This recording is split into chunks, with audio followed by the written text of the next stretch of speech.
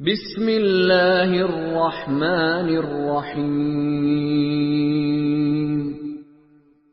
شروع اللہ کے نام سے جو سب پر مہربان ہے، بہت مہربان ہے۔ صرف 5 منٹ کا مدرسہ، قرآن و حدیث کی روشنی میں۔ اسلامی تاریخ۔ حضرت ادریس علیہ السلام۔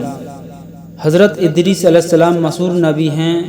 وہ حضرت آدم علیہ السلام کی وفات سے تقریباً 100 سال بعد اور حضرت نوح علیہ السلام سے 1000 سال پہلے شہر بابل میں پیدا ہوئے۔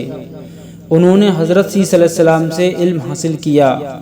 علم نجوم، علم حساب، سلائی، ناپ تول، اسلحہ سازی اور فن تحریر و کتابت کے مزید اور بانی حضرت ادریس علیہ السلام ہیں۔ ان کے زمانے میں معتدد زبانیں بولی جاتی تھیں۔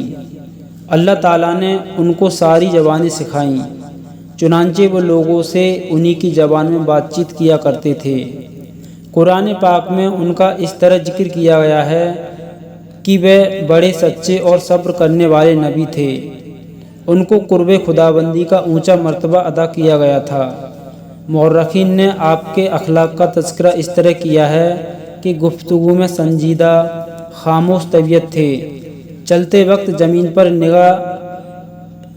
نگاہ رکھتے اور بات کرتے وقت شہادت کی انگلی سے بار بار اشارہ فرماتے تھے۔ پوری زندگی دعوت و تبلیغ میں گزار دی۔ اللہ کی قدرت، چاند کے فوائد۔ اللہ تعالیٰ نے ہمارے فائدے کے لیے چاند بنایا۔ وہ ہمیں ٹھنڈی ٹھنڈی روشنی دیتا ہے جس سے پیڑ پودے، پھل پھول اور دانوں میں رس پیدا ہوتا ہے۔ اللہ تعالیٰ نے اس کی گردش کے لیے منزلیں مقرر کر رکھی ہیں۔ وہ ہر روز ایک منزل طے کرتا ہے اور آخر میں گھٹتے گھٹتے کھجور کی پرانی ساخ کی طرح رہ جاتا ہے۔ جہاں چاند کی روشنی اور اس کی گردش سے بے شمار دنیاوی فائدے حاصل ہوتے ہیں، وہیں اس کے ذریعے عبادت اور حج وغیرہ کے اوقات بھی معلوم ہو جاتے ہیں۔ غرض چاند کا روشنی پھیلانا اور اس کا گھٹتے بڑھتے رہنا قدرت خداوندی کی زبردست نشانی ہے۔ بے شک ایک فرض کے بارے میں 5 نمازیں ادا کرنے پر بشارت۔ رسول اللہ صلی اللہ علیہ وآلہ وسلم نے فرمایا کہ اللہ تعالیٰ فرماتا ہے، میں نے آپ کی امت پر 5 نمازیں فرض کی ہیں اور اس بات کا عہد کر لیا ہے کہ جو شخص ان 5 نمازوں کو وقت پر پابندی کے ساتھ ادا کرے گا تو میں اس کو جنت میں داخل کر دوں گا، اور جو اسے پابندی سے ادا نہیں کرے گا تو اس کے لیے میرے پاس کوئی عہد نہیں۔ ایک سنت کے بارے میں، گردن کا مسح کرنا۔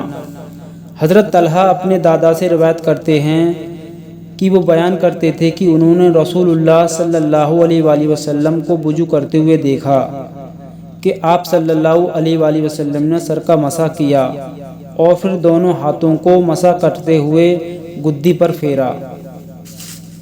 ایک اہم عمل کی فضیلت۔ ماہ محرم میں روزے کا ثواب۔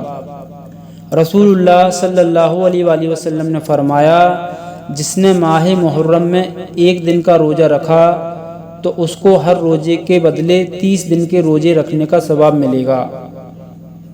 ایک گناہ کے بارے میں، شراب پینا۔ حضرت ابن عمر رضی اللہ عنہ نے فرمایا، اگر کوئی شخص شراب پی کر نشے کی حالت میں مر گیا تو گویا وہ کافر مرا۔